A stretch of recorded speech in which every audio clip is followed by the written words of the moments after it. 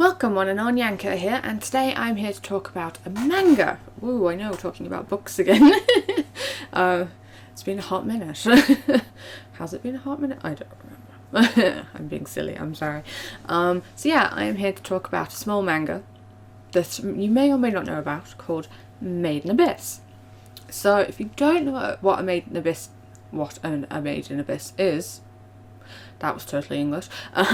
Basically, it's a small show. I mean, I say small, it was pretty big when it came out.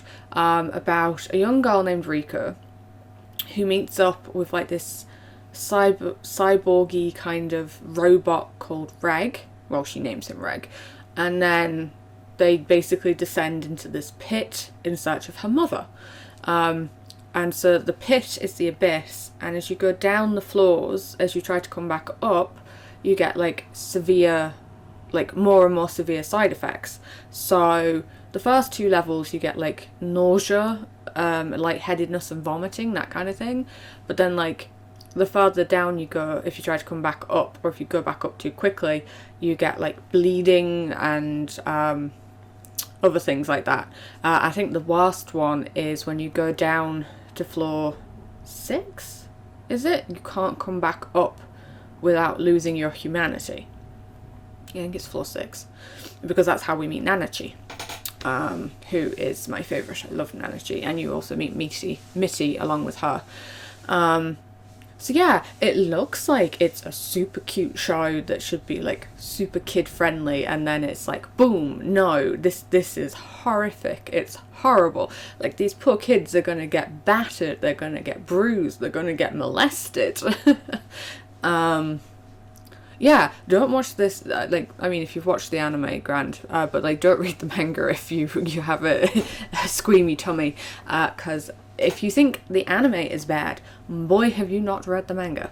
So, there's certain bits in the manga that are a lot more graphic than in the anime. So like, there's a scene, I know in the newest season, where Rika kind of gets grabbed by like loads of like hands and stuff, and in the anime it's pretty tame, like they grab her and she's like, no, let me go, kind of thing. But in the manga, you see parts of her anatomy that you shouldn't be seeing, considering she's only 12, and you know, it moves her clothing, and like the tentacles are, yeah, it's So yeah, the manga is a lot more graphic, but I've found that a lot of the time, like when you read a manga versus when you watch the show, they do try to tone it down, especially if there's young children involved. But yeah, so yeah, basically the manga is just heartbreaking. And they've done actually a really good job of adapting the manga content into the 2 series and the movie. So we're basically up to date. As far as I'm aware, there's maybe a couple of extra chapters come out. Now, the last chapter I read was chapter 63, and that's setting up the next round of floors, basically, because they're nearly at the bottom, from what we're aware, and it seems to be setting up the next, like, you know, the next set of bad guys, the next set of like tasks that they've got to overcome to go down the last couple of floors, because they seem to be suggesting there's only 9 floors in total, and they've just made it to floor 7.5. But to be fair, nobody's ever come back up from being down this deep, so there could be more floors, we just don't know.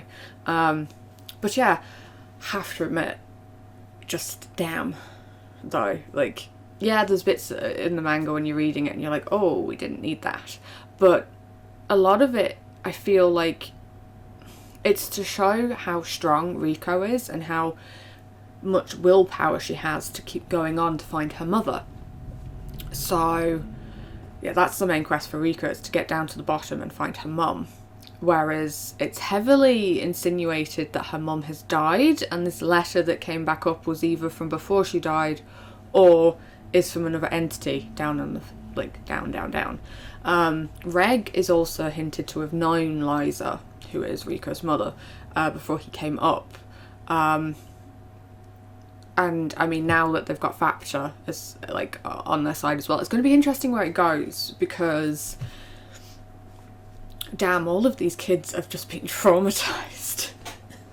So poor Factor, if you are up to date with the anime and the manga, you'll know is like the last daughter of, oh, what's her name? Kumiu?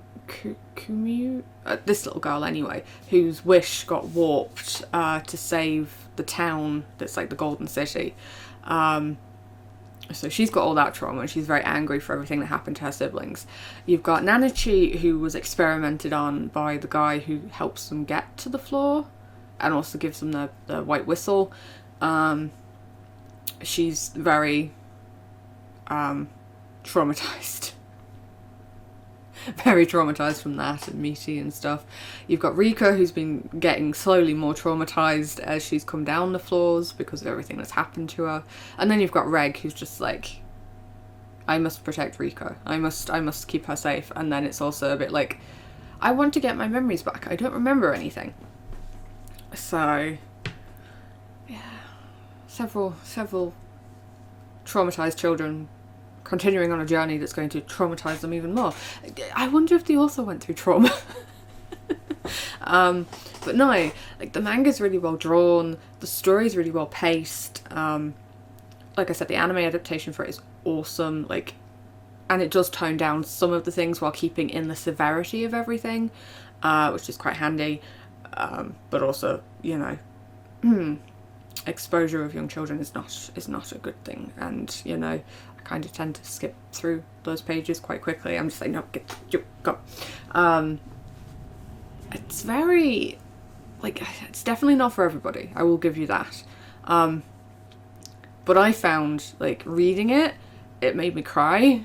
I got so sad for all of the characters. And I'm really excited to see where it goes next. And I can't wait, really, to be honest. I want to see if Rika finds her mum.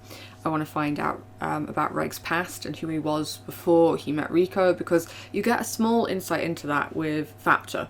And Factor's like, you promised to come back, you promised to help me, before he went all the way up to the top. And we don't know why he was on his way up to the top fully. Now, we think it's something to do with Liza, but we don't know.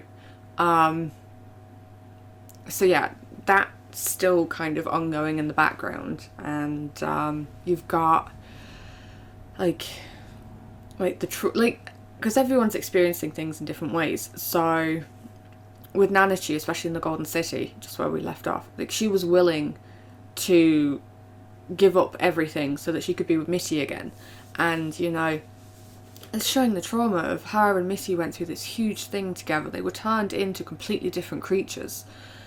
And then she had to beg Reg to obliterate Mitty and kill her best friend because she didn't want her to suffer anymore. You know, and that plays into it. So like you see with her making the deal with Belaf, and getting the imaginary Mitty back. And her being willing to give up her adventure with Rika and Reg entirely because she just wants to be with Mitty again.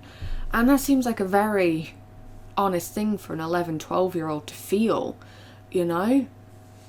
They would, like, this is my best friend, they're like my, like, this is my, like, almost like my sister. I can't bear to be without her, but I know I did the right thing. But you know, the guilt of that and stuff, and it just,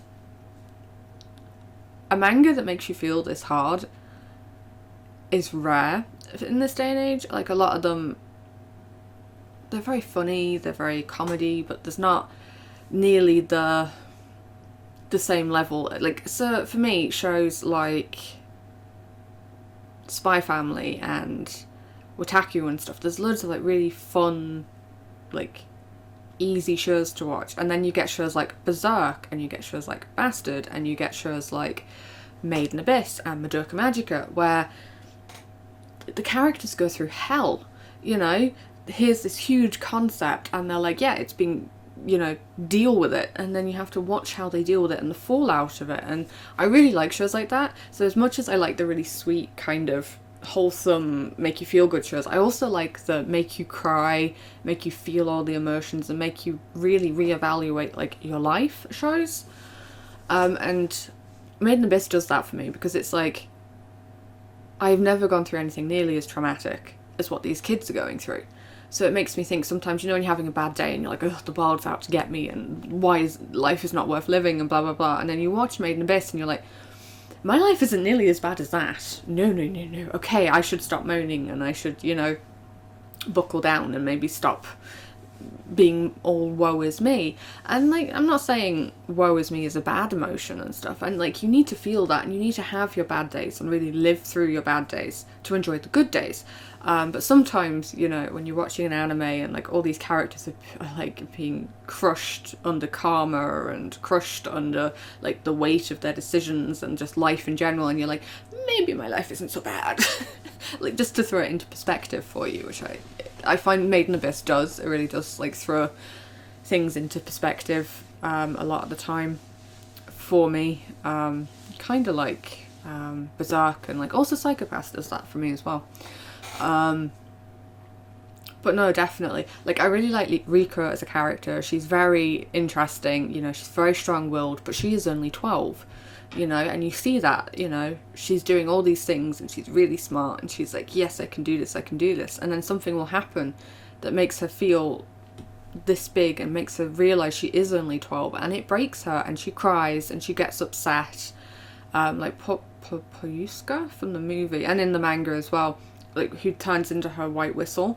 That breaks her in a way that I don't think she saw coming, you know, realising what the white whistles are, how you make them, you know, that's another layer to the Abyss that she hadn't realised how dark it was, and it, you know, so it makes her reevaluate like her adoration for the white whistles and stuff, whereas before she was like, oh, I want to be a white whistle, and I will be as good as my mother, and this, that and the other, and then she realises the weight of actually being a white whistle, and again she's 12, you know, that kind of realisation on a 12-year-old is dramatic, you know, to their psyche, and she isn't really allowed time to grieve for her, like her friend, and come to terms with it, because as soon as like they get away, they go down to the 6th floor, and then everything happens in the 6th floor, that, you know, which is season 2, or for me, like chapters 40 through to 60,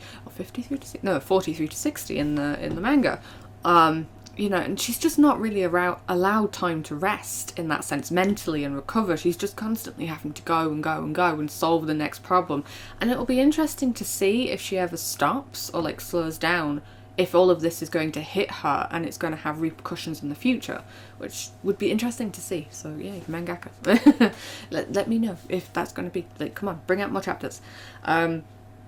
So yeah, like, that's my problem at the moment with Made in Abyss, is the chapters aren't coming out fast enough. So I'm up to date. I think it's every month, or it's every 2 months we get a new chapter.